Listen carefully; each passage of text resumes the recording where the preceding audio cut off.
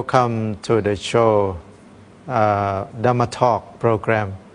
So today we are very glad to see all of you again. So I think it's you enjoy the show because today we have the very special guest, to share us with Buddhism, because he has practicing Buddhism for long, more than 50 years. So I very happy to have him with us again.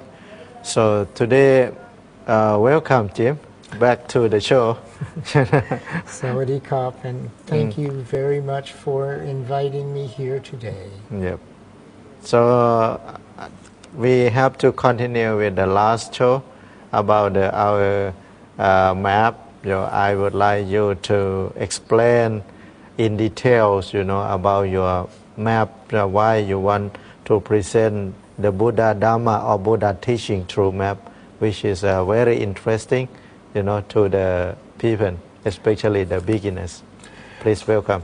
Well, certainly being a beginner in the Buddha Dharma, things look very complicated. Very complicated, it is. And it's fairly daunting. And what my intention here was to create a more simplified version of the spiritual journey itself. Insofar as most of the time these people will not have the opportunity to spend time with teachers in monasteries or about the world. Yeah. So I thought I would try to make it more accessible to them in a layman way, such that they could appreciate the complexity and the insight that the Buddha Dharma pilgrimage actually provides. And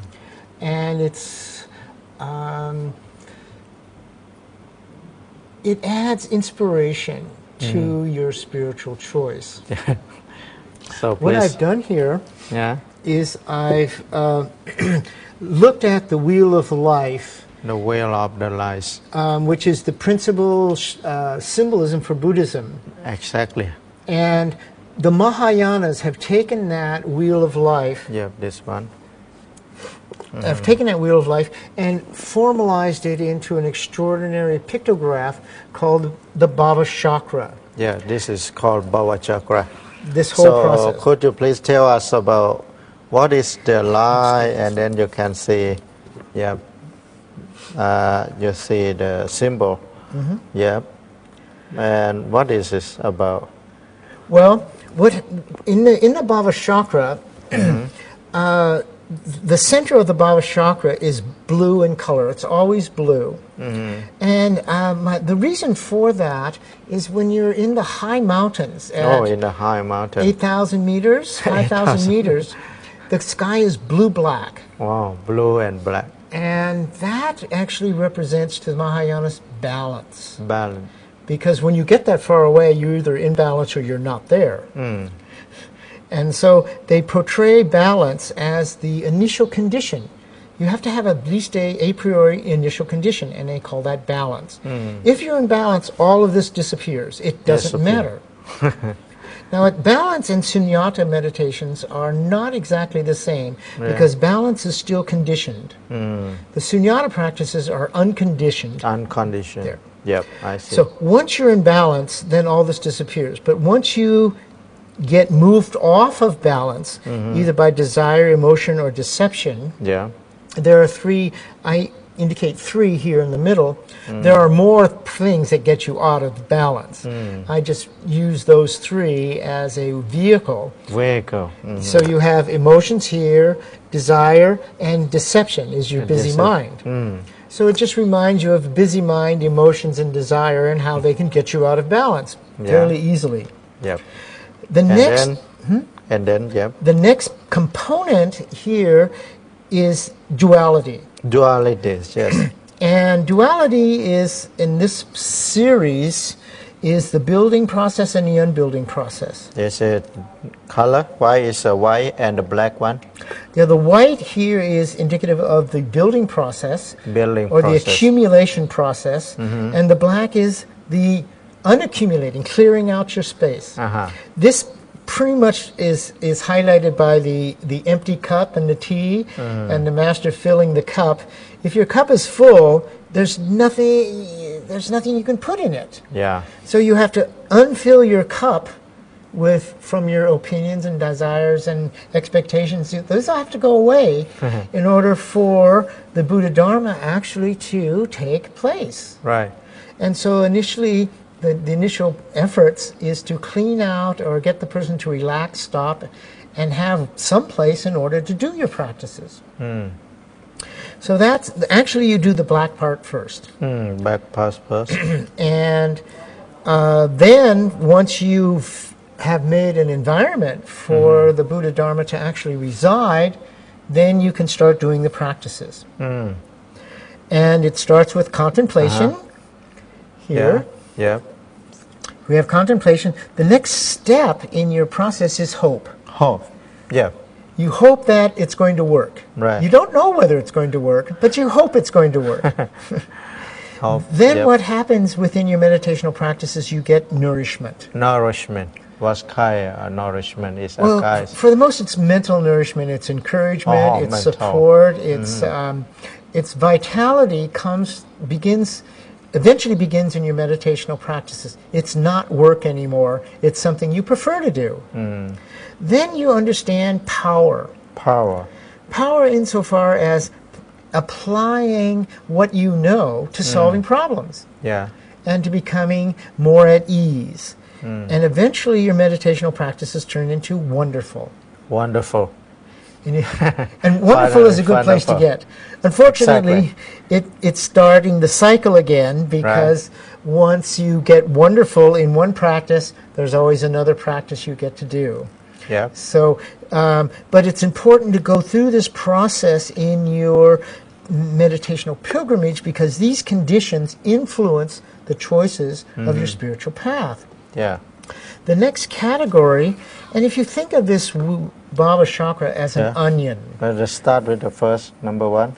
Number one, up here, in the Bhava Chakra, it looks like what's called the heaven realms, where the Bodhisattvas and gods live. Well, in fact, Buddhism doesn't really explain it, I think, in that way. Yeah. But the best of all conceivable places is a good way of explaining that. Which means that's obtainable at any time. And if you recognize that this is the best possible place I can be in at this time, then you're here. You mean here and now? Here and now. You don't have to be a bodhisattva, you don't have to be a Buddha, you don't have to die. You can say, no, it's okay now. Yeah. And that's, when you say it's okay now in my practices, you are in the best possible place. Right. You have a teacher, you have a path. You have processes. You're able to figure this out. This is a good idea. Yeah. But it doesn't last. Number two is that you're the boss. You make decisions, and people have to pay attention to you. This actually isn't a very interesting place, because they take all sorts of time away from your meditations. Yeah. Because then you have to take time to be the boss. To be the boss. The boss of oneself. Of anything. Exactly. You could be in charge of something. In charge of They something. make you the cook, or worst of all, they make you the abbot. Right. You have no time to do your practices. Okay. As far as a meditation person is concerned, the abbots got the worst job in the monastery. If it becomes really complicated and you become attached to these particular practices, mostly they're unfulfilling. Unfulfilling. And unfulfilling means that there's more than one practice. That if you do one practice on compassion, eventually it'll become unsatisfactory, because you'll have figured out the application of compassion. You'll apply it to yourself and others, but there's more to it than that. So you have to understand and appreciate that the practices evolve into different processes, and recognizing where you are in the process. Then it becomes totally unrealistic. What does it mean? Totally unrealistic? Totally unrealistic means the visualization and practice is now running you.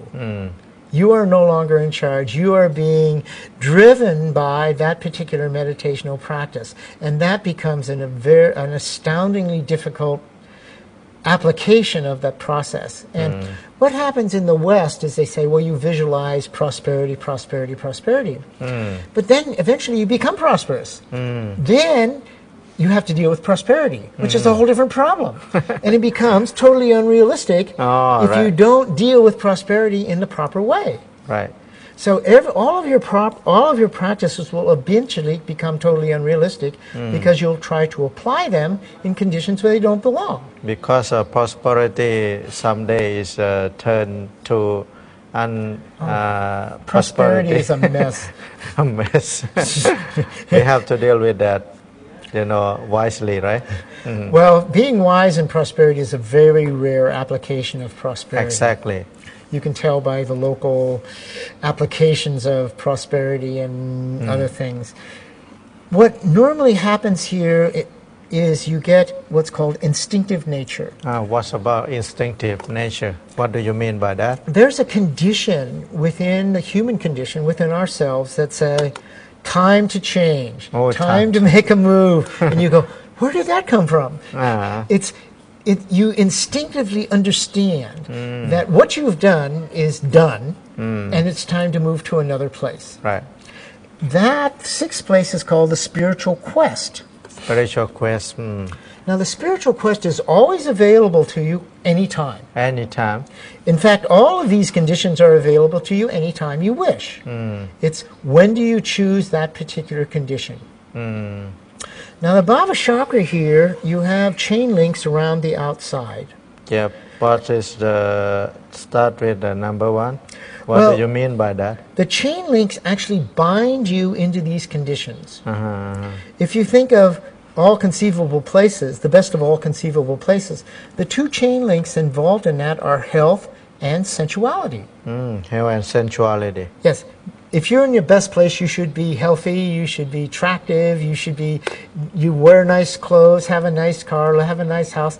It's a horrible combination of prosperity multiplying itself and getting hooked into or chain linked into that process. It becomes a prison of your own making. Right.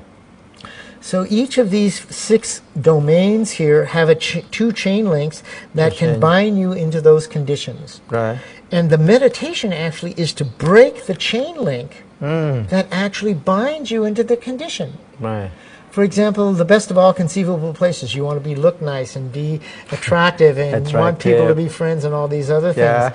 And then what happens, it becomes a huge burden. Huge burden, I see. To break that, you have to give up. To give up, exactly. The chain link that binds you into it. You can't just give up appearances. You have to give up the chain link that binds you to appearances. Yep, it's like an attachment. It's attachments. Exactly. But it's, who's attaching to what? Is it attaching to, it's attaching itself to you. Right, right. You didn't actually choose the attachment. It hooked on to you. How do you break that? Right. By that choice. Now, in the center, you have balance, which is the choice. Right. And once you're in balance, that's fine. If you get far enough out of balance, you get this fire, this flame, which actually consumes you in exactly the image of consuming means. You get burned up, you get burned out, you get fried, you get cooked, you get melted. All these things happen if you get too far out of balance. So the object is when you are getting cooked, you go, how am I out of balance in this condition? Yeah. And what direction do I go to find balance? And getting roasted is actually part of your meditational experiences, and it happens numerous times. And you have to appreciate the fact that if you go too far in any direction, you will get roasted. And that's the symbolism, the very most basic conditions of the Buddhist nature, of the Buddhist teachings, is be in balance. If you're not in balance, recognize where you are out of balance, and when you get extremely out of balance, recognize when you get roasted and say, oops, that's far enough. I don't have to go any further in this regard. And so the Bhava Chakra as a mapping strategy for reminding you that any choice that you make have all of these conditions as part of those choices. So that's in our tradition, especially Theravada, we have a kind of the teaching we call midden way, right? Yes, indeed. Midden way. But the balance that you mentioned, I think, is a very modern term. People can appreciate and understand to go beyond the duality, as you mentioned earlier. Well, there's actually postures from the yogas of these visualization traditions that actually point out where your balance is. They're very, very, very ancient yoga postures that actually are thousands of years old, not just hundreds of years old. 1,000 years old. And there's ways of showing you where the fire is in a protective environment, so you actually don't get burned, but you do actually are able to see these places from a very physical, experiential perspective. And that's what the yogas actually contribute to the Dharma teachings, insofar as it encourages you to recognize these conditions within yourself. They're always there. Balance is somewhere in there. Yeah, exactly. And that there's ways of appreciating that and then actually finding it within a, let's say, a teaching environment or a monastery environment or a yoga shala environment that point these conditions out. And what the Buddha did is give you a map of those conditions so that you could appreciate it. Yeah. What's happened in the last several thousand years is that map got let's say, covered up with sometimes too complicated ideas and sometimes too simple. Yeah. And so what we're looking at here is a kind of somewhere between too complicated and too simple in so far as to appreciate the symbolism. If we understand, it's simple, but if we do not understand, it's complicated. Well, yes, it has all of those features. And what I'm striving here, and I put this together 25 years ago. This is 25 years old.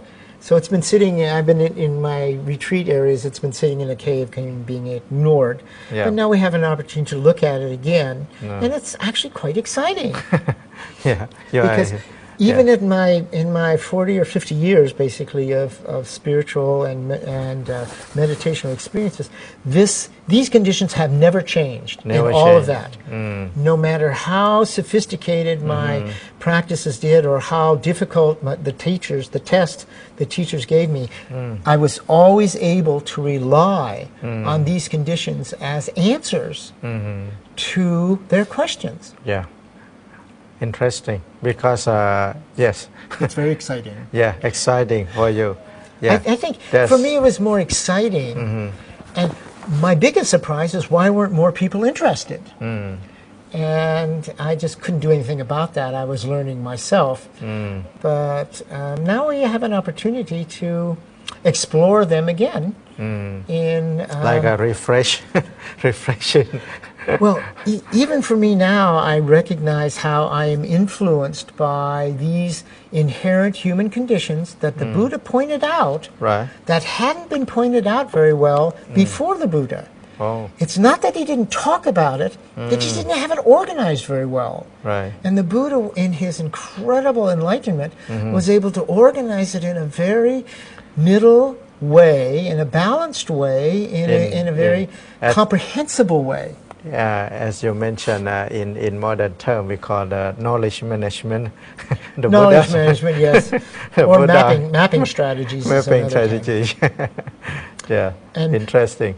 Because as a Buddhist monk, practicing monks, I appreciate what you have done to Buddhism or Buddhist world, to make, available and convenient to the beginner, especially the people who take interest in Buddhism, especially in power chakra, as you mentioned, the dependent origination is very hard to the people. As the Buddha talked to the Ananda, his attendant in Tipitaka, he said, Ananda, you never, heed less about the dependent origination teaching, because it's very subtle, very difficult, very tough to the normal people. Yes.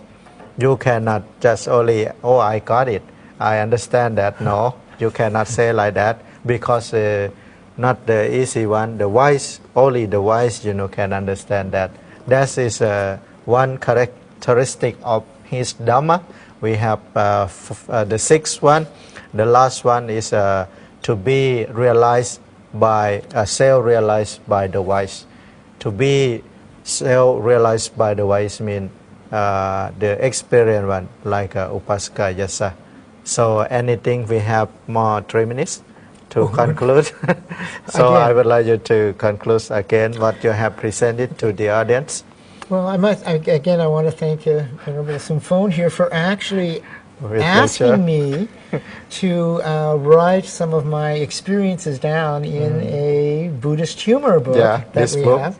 So, for this book, this book, the author is, Upasaka Yacha. I might Please point out, introduce.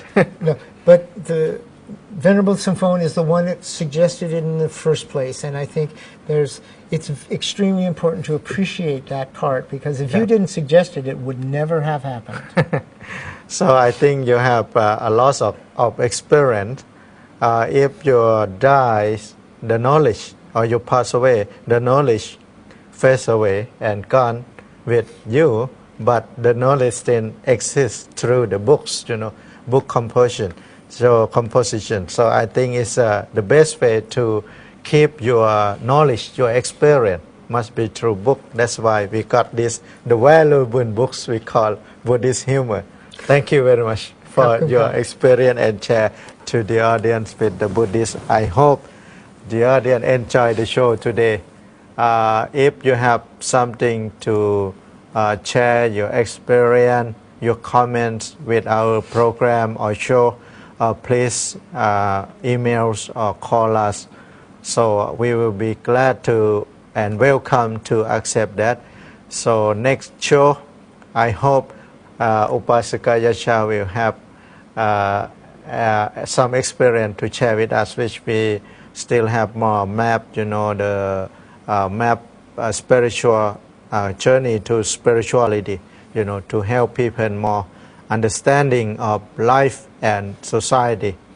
So for today, the Buddha, Dhamma, and the Sangha, the treble gem, the highest objects, the sacred objects of Buddhism, and all the Buddhists, please bless and to be the guidance for all of you to live a life and to have more wisdom to understand the life and the conditions of society, and then we can resolve all of the problems, whether it be economic, social, political, or even environmental.